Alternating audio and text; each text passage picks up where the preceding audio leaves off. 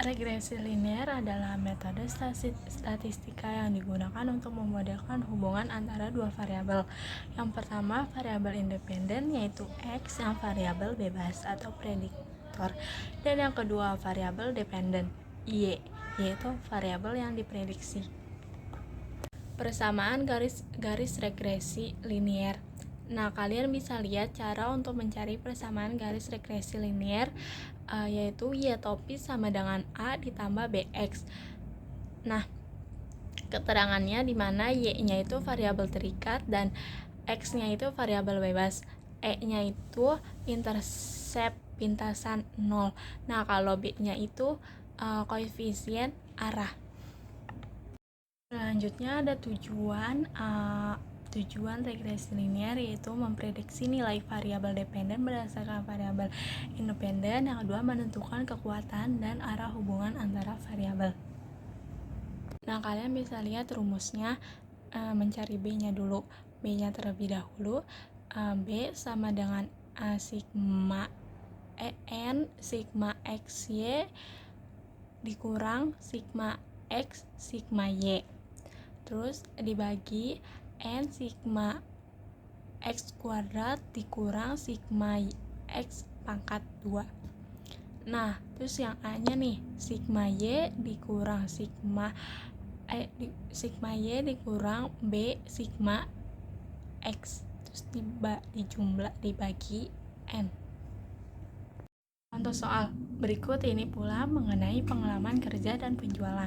X-nya itu pengalaman kerja tahun, Y-nya itu omset penjualan ribuan. Pertama, buatkan persamaan garis regresinya Y topi sama dengan A ditambah BX. Nah, yang kedua, berapa omset penjualan dari seorang karyawan yang pengalaman kerjanya 10 tahun. Yang ketiga, jika diinginkan omsetnya penjualan 15.000, perusahaan harus mencari karyawan yang berpengalaman berapa tahun. Penyelesaiannya, nah kan X-nya itu yang X-nya itu 2, 3, 2, 5, 6, 1, 4, 1 ya ke sini benar. Terus Y-nya itu 5, 8, 8, 7, 11, 10, 3, 10, 4. Nah, berarti kita bikin penyelesaian, kita bikin tabel X, Y, X kuadrat sama X, Y. Nah, kan kita iniin dulu. Tuh, kalian bisa lihat kita bikin tabel X-nya itu.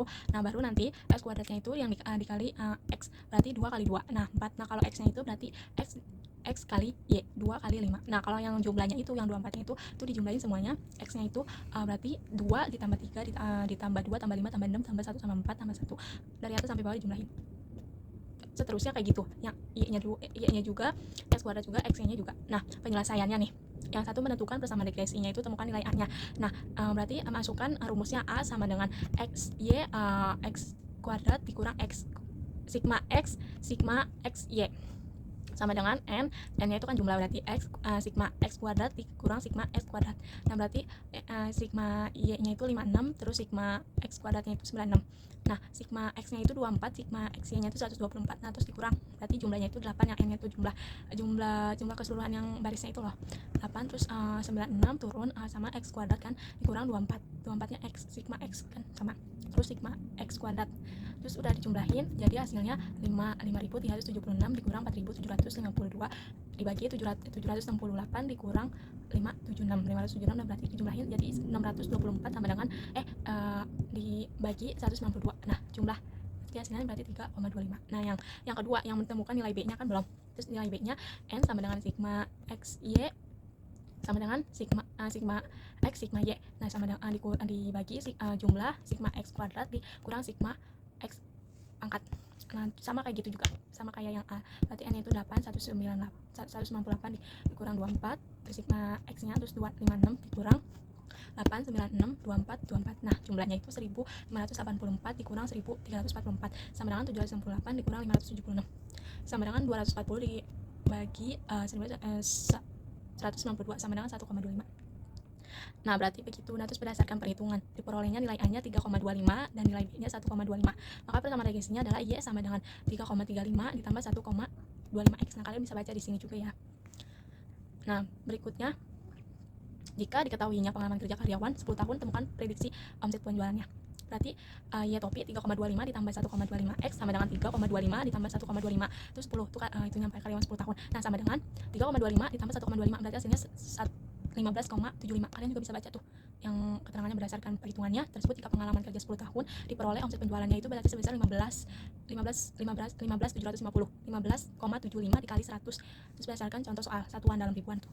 Terus yang ketiga, jika diinginkan omset penjualannya 15, perusahaan harus mencari karyawan yang berpengalaman berapa tahun. Nah, berarti jawab tuh Y-nya, kita selesai ini dulu. Y-nya sama dengan 15.000 dibagi 10.000 sama dengan kan 15 tuh.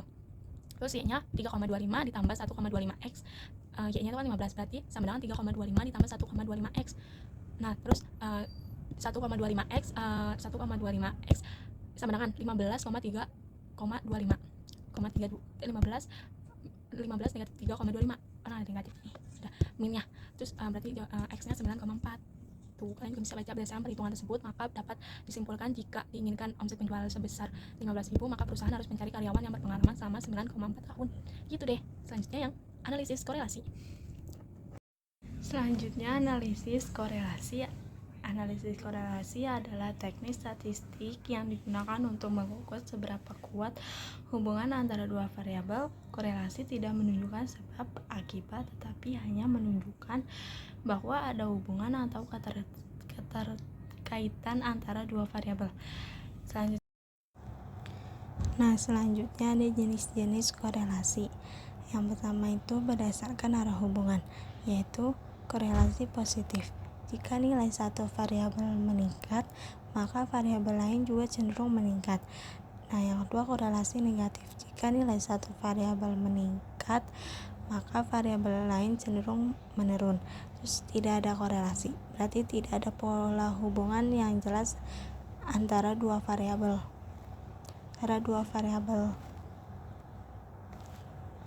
Nah, yang kedua berdasarkan bentuk hubungan. Yang pertama itu korelasi linear, berarti hubungan dua variabel membentuk garis lurus. Yang kedua korelasi non-linear, berarti hubungan dua variabel tidak membentuk garis lurus. Terus korelasi person. Nah, di sini aku mau bahasnya korelasi person. Kan ada itu korelasi determinasi, tapi aku nggak bahas itu. Aku bahasnya yang korelasi person. Person lah itu intinya. Itu adalah korelasi person adalah teknik statistik yang digunakan untuk mengukur kekuatan dan arah hubungan linear antara dua variabel kuantitatif.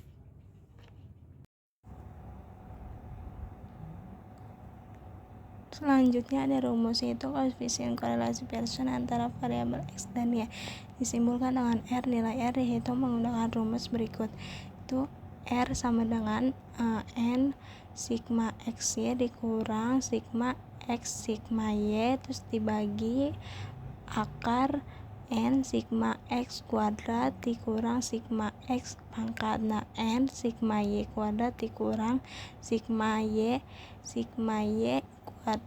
pangkat. Nah, keterangannya itu R koefisien korelasi person, N banyak sampel, X Y hasil perkiraan antara nilai X dan Y.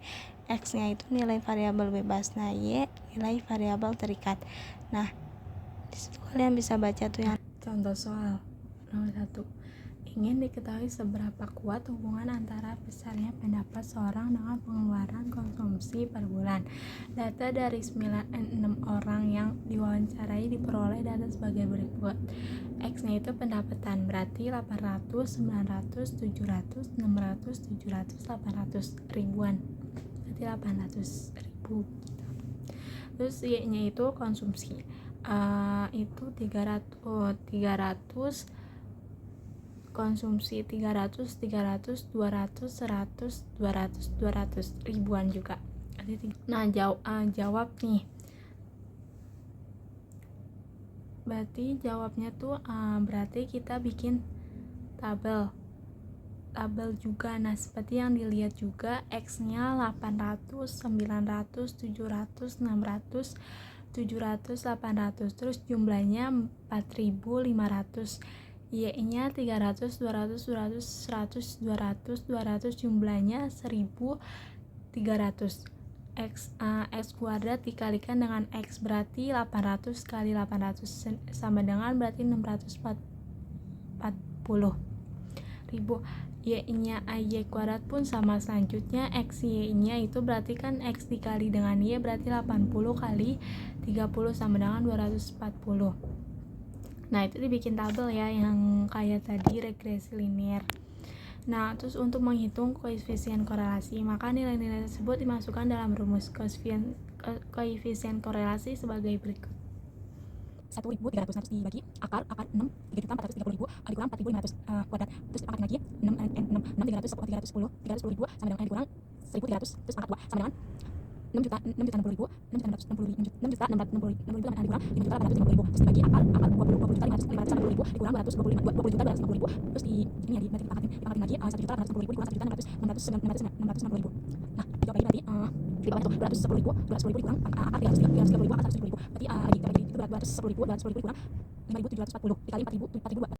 Nah kesimpulannya berarti jadi diperoleh nilai koefisien korelasi R sebesar 0,886621 karena nilai positif dan mendekati 1 berarti hubungan konsumsi dan pendapatan kuat dan searah positif, artinya peningkatan pendapatan seseorang akan diikuti dengan peningkatan pengeluaran konsumsi.